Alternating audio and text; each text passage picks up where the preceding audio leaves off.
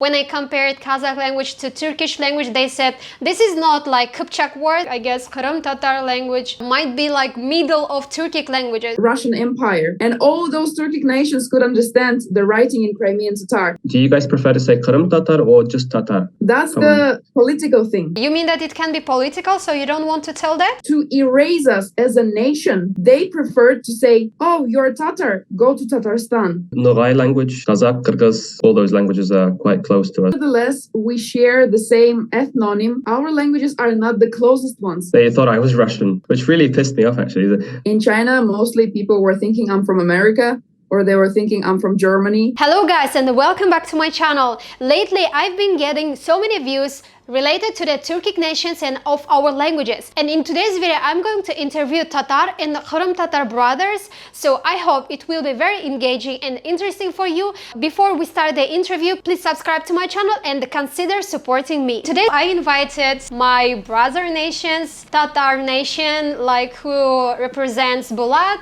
and Crimean Tatar nation who represents Lenur. So guys, I'm glad to see you here. Thank you for participating on my interview. I guess it will be very engaging and interesting for my viewers who have been interested about Turkic nations. So lately I've got so many views on my last video about Turkish language where I compared Kazakh language to Turkish language, and in today's video we're gonna compare Tatar and Krim Tatar languages to Kazakh language. Well guys, could you introduce yourself to my viewers and to your future viewers as well? So Lenur, it's your turn. Okay, hello everyone, my name is Lenur. I'm 24 years old. Yeah, you might not believe this. I look very young, but anyways, yeah, that's my age. I cannot do anything with that. Anyways, I'm from Crimea. I'm a Crimean Tatar. Yeah, Krim Tatar, that's true. I was born in Crimea, and till 2019 I lived there. After that I started my trips all around the world. So now I've been to China. I lived there for 3 years. Then I've been to Georgia, which is not in America, like the country Georgia. Yeah, I've been to United Arab Emirates, and now I'm in Turkey. Yeah.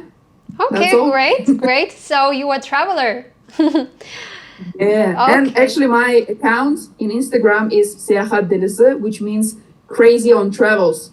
Yeah. Oh, okay, amazing. So what about Bulat? Salam everyone, I'm Bulat, I'm 25 years old as far as I remember, and I'm currently in Germany, finishing my studies here. I come from the Republic of Tatarstan.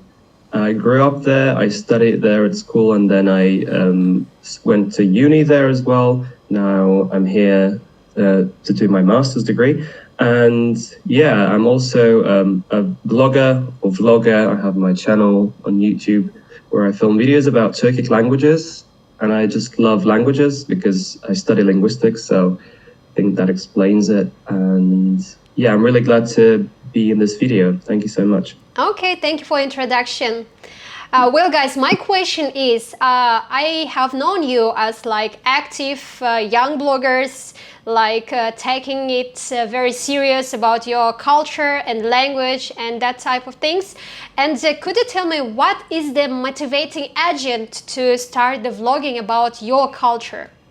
So the thing is, Tatar or Crimean Tatar as well, I think, are not the most popular languages or cultures. So my goal was to sort of make it more popular on YouTube, namely by making videos in Tatar and also in other languages, so that people can compare it to their language. For example, when it comes to the Turkic videos, I filmed videos about Kazakh and Tatar, how similar they are, and some other Turkic languages as well. And so it was a big motivation for me, you know, because I got a lot of views and people wanted to see more of those videos.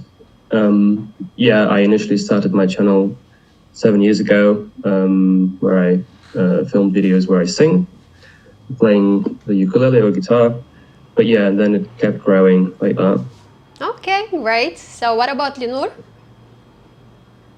For me, it's kind of the same thing. I started my channel recently, just maybe 2 years ago, while I was in China. Yeah. So what was the reason for me to like do this thing? First was like a hobby, you know, and my vlog was mostly about traveling, and I was like trying to look like those travelers, you know, like in TV shows, but like translated into my native language, right? After a while, I just decided to diverse my content. Then I was shooting some videos of me singing, shooting some videos of me comparing some Turkic languages as well. Not only Turkic, by the way, I also compared my language to different other languages. Yeah, like for example, I have Serbian, Georgian, yeah, this kind of languages. And it is so interesting to find similarities between our languages, you know? Yeah, maybe sometimes those words are loan words from Arabic, maybe from other languages, but anyways, it's so fun. Yeah. Oh yeah, so mostly great. It's like So great idea, guys, that you have started to do this thing. Well, like personally, I do the same. Like I also compare languages, and yeah, some of my viewers left many comments when I compared Kazakh language to Turkish language. They said this is not like Kipchak words. This is all like Arabic words or Persian words. There is no reason to compare. But anyways, like as we use those words as they are in our like language, I should consider it's like already our language. So anyway, so yeah, that you are doing is a great thing.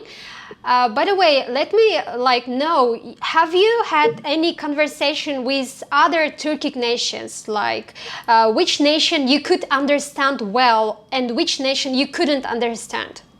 So, as I previously said, I've been to China, and as you know, the second most spoken language in China after Han language is the Uyghur language, Uyghur, yeah.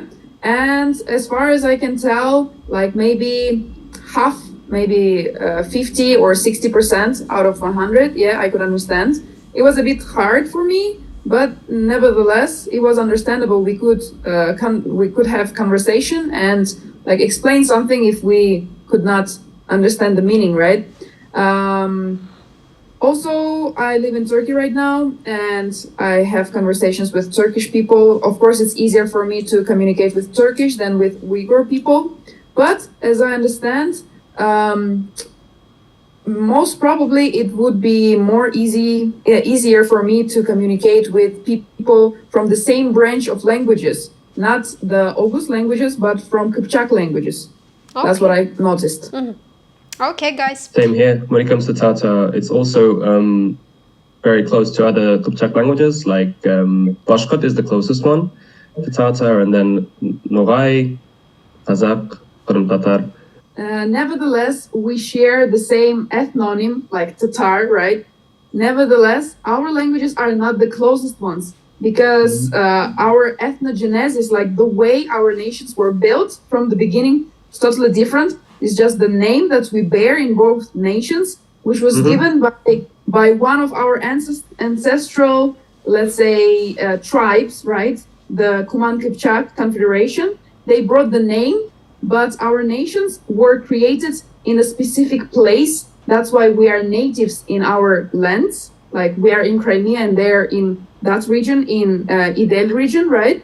So yeah, that's the funny part. Like our languages are not that close. Yeah, guys, yeah, thank you, Lenur, for explanation. Well, before interviewing you, I just had the idea that Krim Tatar, Siberian Tatar, or yeah, Kazan Tatar, they are like the same. So you speak the same language. But after interviewing you, now I got the idea, yeah. So Bulat, what you can add? That's true that Krim Tatar isn't the closest to Tatar. The closest is Bashkir. So the Bashkir language is kind of like a dialect, really, for us. Only like phonetically our languages differ. Get ready like, for people coming here and throwing stones. I'm not saying that Bashkir is a dialect of Tatar. I'm just saying that they're both like dialects of each other. So Tatar and Bashkir only differ phonetically mostly. There are regular changes, shifts in sounds. Like instead of so they say h, we say silo, they say hilo, things like that. Then Nogai language is another really close Kipchak language. Kazakh, Kyrgyz, all those languages are quite close to us, so we can understand each other quite well. Crimean Tatar as well, but you guys have more Oghuz influence as well, so Kinda, yeah. Like, tricky. basically, our Depending on the dialect. Created on both branches, not like the influence, as I understand. Like in my opinion, like our language itself was built on both branches, like from the beginning. Because our like south dialects, they are mostly Oghuz. Our north dialects and middle dialects, they're Kipchak. So after a while, all those dialects, they just mixed up, and that's how our language emerged. Right. Yeah, guys, yeah, you're right. And well, the thing that I also understood that your languages, especially like, I guess, Kırım Tatar language, might be like middle of Turkic languages. So as you said that your language is combined of two branches, and like it's getting easy to understand like Kazakh people. Like Kazakh people can understand you, maybe not for 100%, maybe like 60 or 65, and also Turkish people understand you. What can you say about this one? It was actually proven recently. There was a research where they like chose like they were researching, and they found out that Crimean Tatar language has most similarities with the rest of Turkic languages. The second one is Kumuk language, but sometimes Kumuk language and Crimean Tatar, they are like kind of the same, you know. Sometimes Crimean Tatar wins this battle, sometimes Kumuk language. Like Kumuk language is actually one of the closest languages to Crimean Tatar. Maybe that's why, yeah. Like the languages from Kuman Kipchak language group, well, our languages are just in between of both and Kipchak and Oghuz languages. That's why I suppose our languages can be like the bridge between Kipchak and Oghuz languages. I think that could be true. I haven't seen the research, but that could be true because you have both elements. But I've also heard from some other people that, I don't know, linguists, that the Kazakh-Tatar language could also be this, bridge language kind of between all the Turkic languages. But I don't know if there's been any research on that. Oh yeah, guys, and also I've not like very recently that like many Kazakh people say that Kazakh language should be like not the middle, but the language who can gather all Turkic nations. But like personally, I think that it might be very difficult to understand for like Turkish people who has like Oghuz branch. So it will be maybe more reasonable to choose like as Kırım Tatar, so that all the nations will not have any trouble with understanding. Well, I can give you one more example. During the 20th century, beginning of 20th century, there was a very like famous enlightener, Crimean Tatar enlightener. Maybe you know him, Ismail Gasprinski, yeah. And he was like making a newspaper, right, Tercüman, and it was spread all around Turkic nations which were in the Russian Empire, right? And all those Turkic nations could understand the writing in Crimean Tatar. By that time, it was Arabic, like Arabic written, like the language itself was Turkic, like Crimean Tatar, but the writing system was Arabic, right? And as I understand, in those times, no matter how you pronounce the word, it was spelled the same. That's why most of Turkic nations could understand the writing of each other, though maybe it was difficult to understand the language itself, you know? Yeah, I think orthography played a role there when all the Turkic languages sort of started becoming more different. And because the Soviet Union made them use different orthographies, alphabets, that's why they became more separate, probably. Yeah, you're right. And Because of the also Cyrillic, Latin, yeah. and also religion separated, like many Turkic nations. Like some of us Islam, like Muslim religion, some of us Christians, some of us Buddhism, like they follow Buddhism or Lama Buddhism. So I've met so many people, also like Turkic people in Russia, in the Altai region. And I had a chance to talk to them like in Kazakh language, and they talk to me in Altai language. But we cannot say it's like Altai language. We should say like it's like kind of ancient Kyrgyz language. So it was like easy to understand them, but their religion has the like another religion. Why I say why I like recognize religion as the most like noticeable part of the culture, because religion also like encourage, like put some its culture to the nation, so that separate us. That's true. Yeah. Because with Islam, like when we adopt Islam, we get a lot of loan words from Arabic, from Farsi, right? Yeah. But those nations who didn't adopt Islam, they did not have this loan words in their. So they have Turkic words instead. That's true. So I maybe have a they're sketch. more pure, like maybe they're more pure, like from that point of view. But from another point of view, there are not that many speakers of that language. It's from the one side, but it may encourage us actually to learn this. Like no matter how many speakers they have, it should encourage all the Turkic nations to learn the languages of those nations who are on the border of extinction, you know? Yeah, you're right. Guys. I made a sketch about one word, which is jawab, which comes from Arabic. But those Turkic languages who haven't had the Muslim influence, they have another word, which is haru, which is like the Turkic word. And so that's interesting, because most of us have jawab because we're all Muslim, right? Yeah. But like languages like Tava or Sakha, they have haru, something like haru. Yeah. By the way, I language also heard different. that some of those nations, they do not call themselves as like those names that Russia gave them. Some of them, they actually call them Tatar, you know? Yeah, there's Tatar, Tadar. Yeah. Yes, Tadar, Tada, Dada, like because like it just shows that we're coming from the same root, you know. And nowadays, as I understand that the word Turkic, right, Turki halklar, I think back into those times, the word Tatar had the same meaning, like to combine all the Turkic nations. Like it had this meaning maybe. Yeah, you're right. And also like Sakha.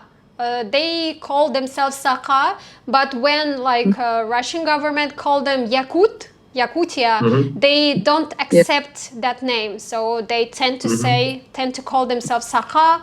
And also when I have been in Kyrgyzstan, like they don't like when Russian people call them Kyrgyzia. They say no, Kyrgyzia, we are Kyrgyzstan. You should call us Kyrgyzstan. Like Kyrgyz. that. Yeah. So and in guys, English, we should probably pronounce it as Kyrgyz rather than Kyrgyz, so it's Kyrgyz in English as well. Kyrgyz, yes, guys. For those guys who have no idea how to call it.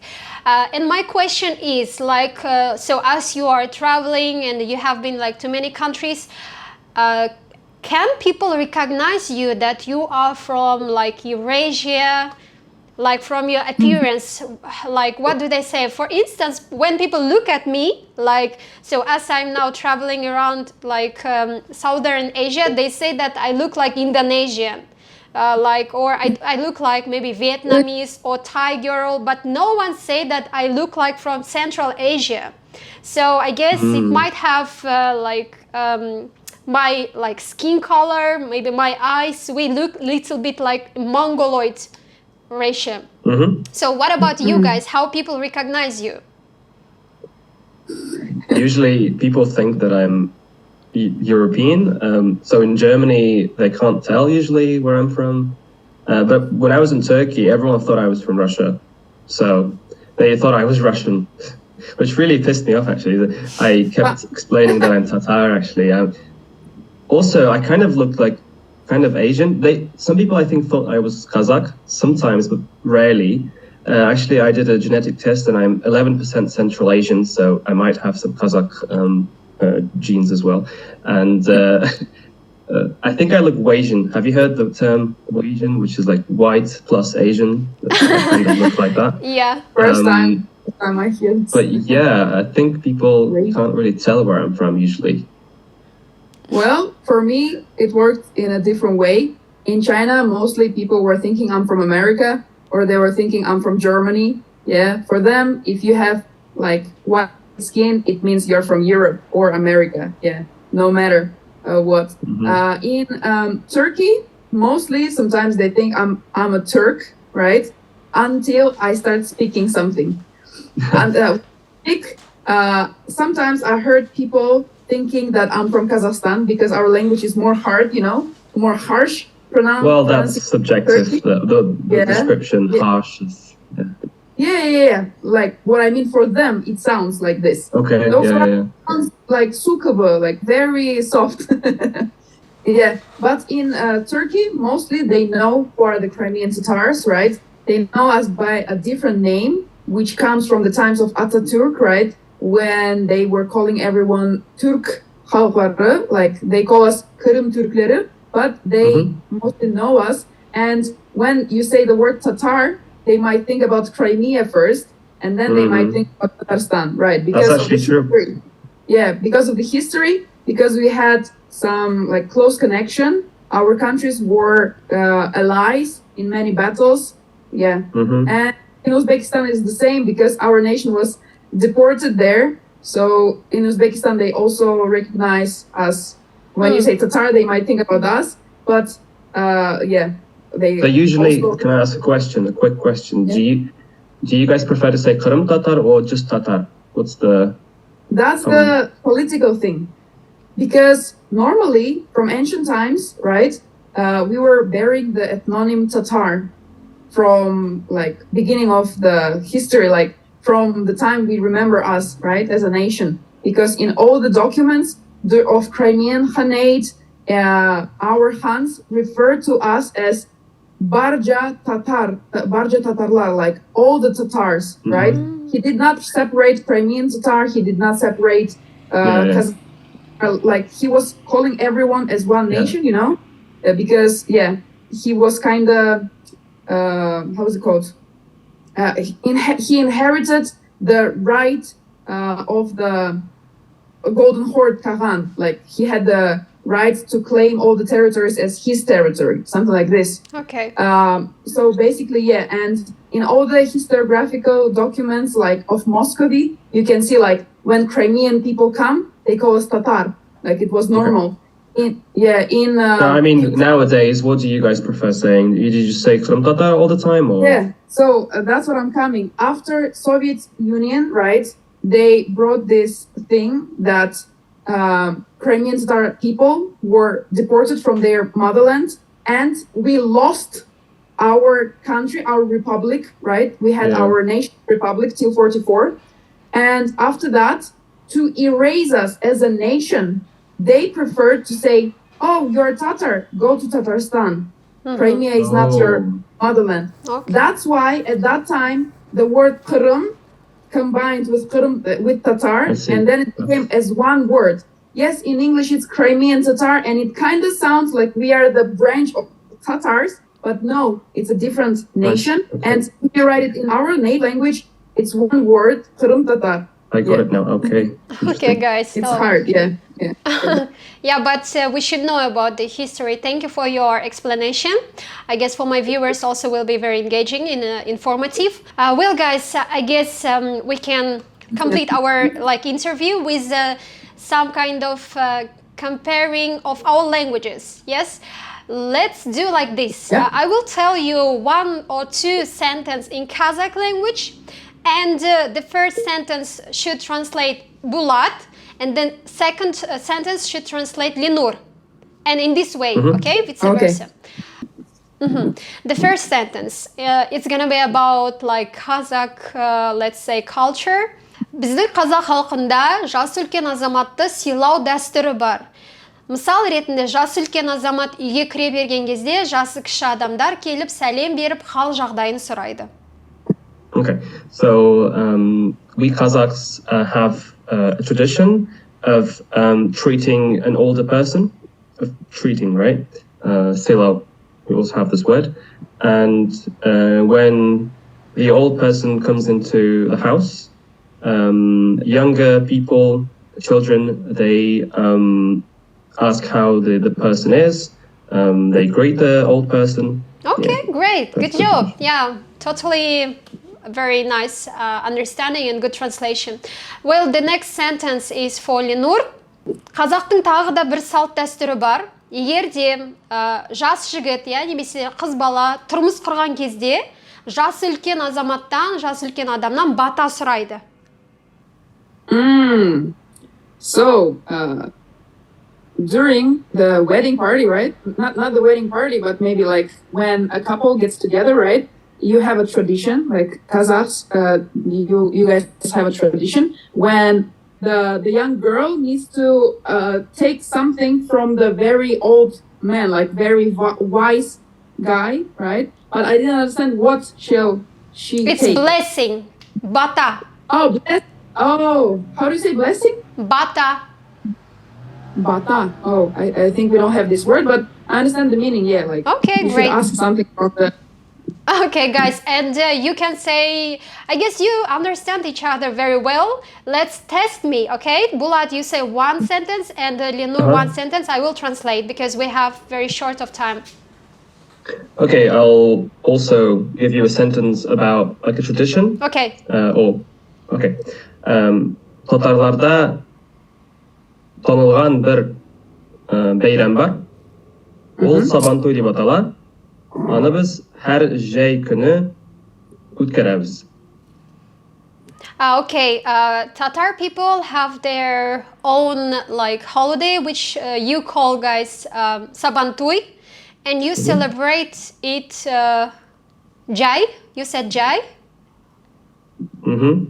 Jai. What does it mean, Jai? But in my language, Jai is like simple, but in your language, it might be Jai. Jai күні, he said, I think. Right? Her jay günü, her jay günü. Her jay günü. Like, can you guess what it is? Okay. Lenur, can you guess? Her jay günü өткөрөбүз biz onu. Her jay günü. Can you repeat her jay günü? Өткөрөбүз. Өткөзөбүз, it's like you celebrate or you do. Yeah. Bu bayramda biz her jay günü. Her jay günü. Her is like each, every. Jay günü, yaz günü, kış günü var. Okay, yeah, I got it. So Tatar people have their like holiday which you call Sabantuy, and you celebrate it every summer. Summer, that's right, yeah. Okay, Jay is summer, but we say yaz for us is... The thing is, yaz for us is spring, so Jay is summer. Okay, wow, we have like different... We're similar with Kazakh people. Yaz is also summer for us. Oh, great. So how do you say spring, Balnur? Көктем. In your language. Көктем. Oh, we say bahar. Okay. Cool. Okay, let me tell my sentence, right? Қырым татарларының бөле бір әдеті бар. Яғни, егер бірде-бір үйде екі оғлан бала болса, ең күшігі ана бабасына қартайған соң бақмаға керек. Oh, I got it. Okay, we have the same tradition. So you said that in Khurum Tatar family, when there are like two children, and the youngest one should like take care of parents when they get older.